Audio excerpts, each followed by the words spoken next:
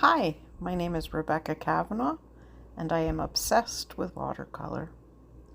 But I also like to talk on the phone, and sometimes I paint while I talk on the phone. And so I had planned on making a tutorial of these beautiful pink roses.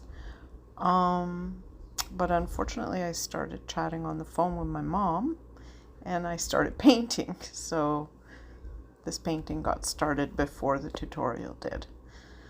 But let's jump right into it. The first thing I did, obviously, was I taped down the paper, and then I started painting those leaves that you see on the left, and a little sploosh of pink on the left, and then I did my rose. I'm going to do another rose now, so you'll be able to see how I did them, as well as more leaves. So here we go.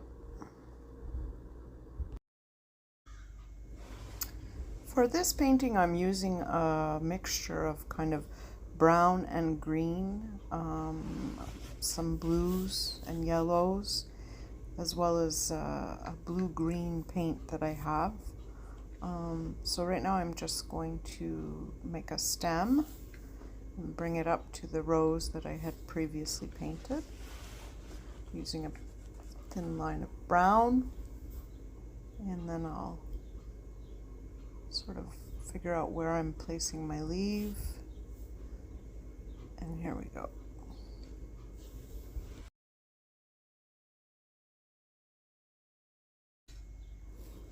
The important thing that I've learned over the years is when I'm making leaves, we tend to try to make them a little too straight and round. It's good to leave some bumpy, sort of wavy looking edges.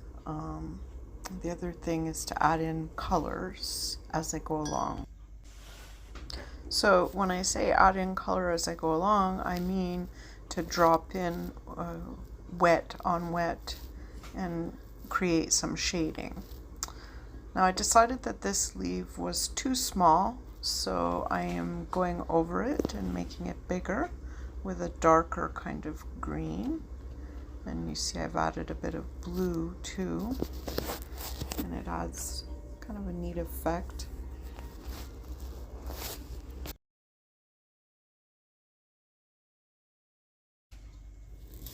So I like to go back over with some darker colors here and add some little lines, but again, try not to keep things too straight or even, because if you look at nature, things aren't really straight.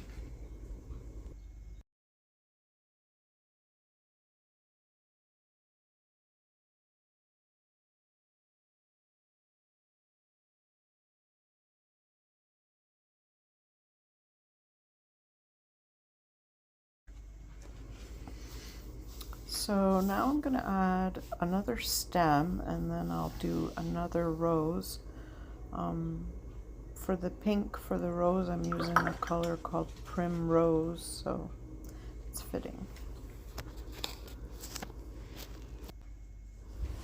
Now for these type of roses, I sort of just start with a little circle, and then you kind of outline the circle, but not in even direction. So you just sort of go around like this and sort of make these lines.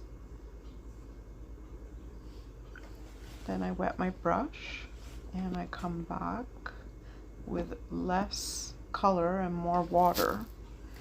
And I always leave white spaces though. That's what sort of creates the petal effect.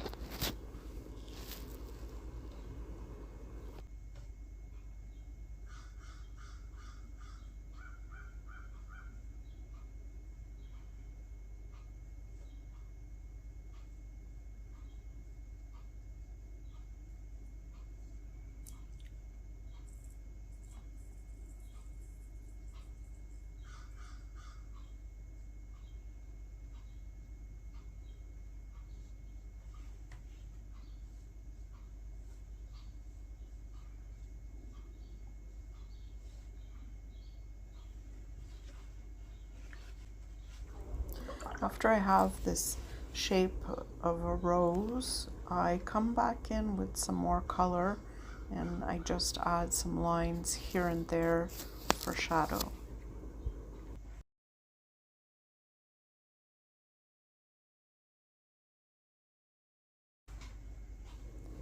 So now it's time to add some more leaves. I'll just put one up here and I'll do again some browns, greens, blue and yellow to come up with some various colors. For this painting I've used a lot of different shades of green. I like the way it looks so far. Come back in and just add a darker shade.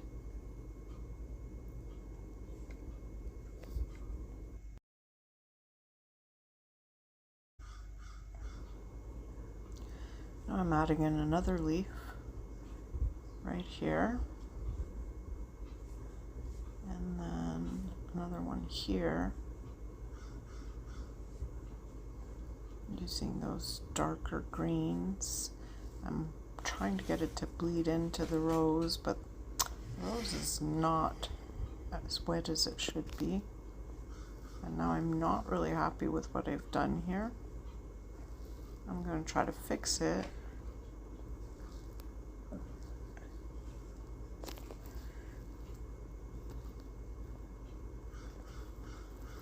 And this was a bad idea. So, there's no turning back. That's one thing with watercolor. Once you lay the paint down, maybe I could have picked up some of the paint if I wet it and then wiped it with a paper towel. This leaf is okay, it's just that it's a bit big. So I'm going to leave it and see what happens. I'll probably come back to it and see what I can do when it's dry.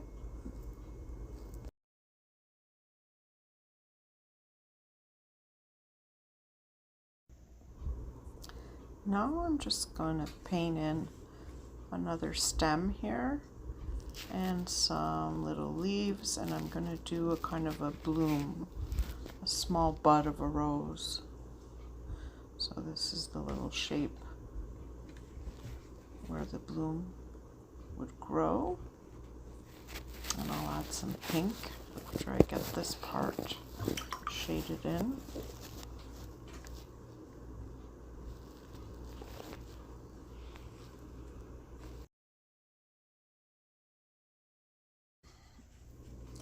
I still don't love that big leaf, but it's time to kind of let it go, and now I'll just add my pink. I waited for the bud area to dry a bit, and now I'm just adding in a shape that sort of represents a rosebud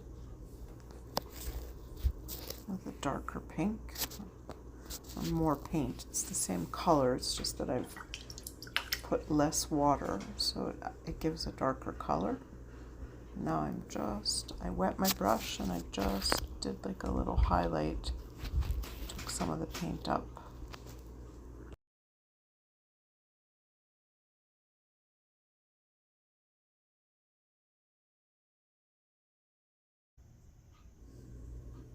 I think I'm getting close to the end of this painting, but I'll go around and add some highlights and shadows to areas like stems and leaves.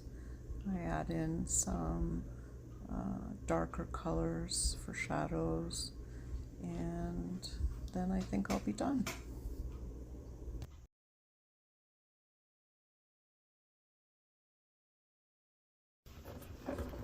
So now I'll remove the tape and have a last look at the painting up close. I hope you've enjoyed this tutorial. Please share, like, click, do all the things. It's been a pleasure. See you soon.